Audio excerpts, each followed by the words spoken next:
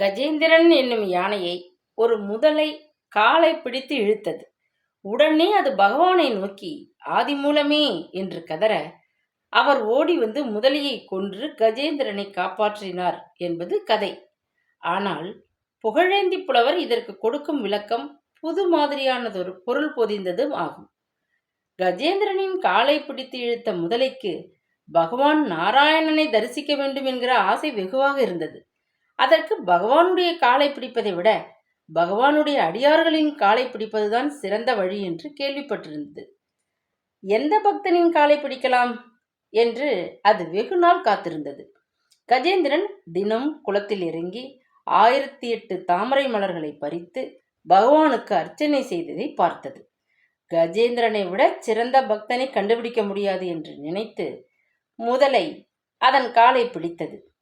காலை விடுவித்துக் கொள்ள கஜேந்திரன் எத்தனையோ முயன்றும் முதலை விடவில்லை.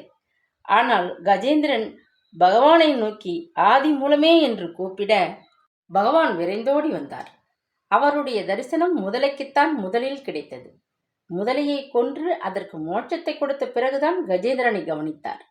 அடியார்களுக்கு தொண்டு செய்வதுதான் பகவானை அடைய எளிய வழி என்று நாம் கஜேந்திரனின் காலை பிடித்த முதலையின் கதைகளிலிருந்து நன்கு தெரிந்து கொள்ளலாம் என்று சொன்னார் திருச்சி கல்யாணராமன்.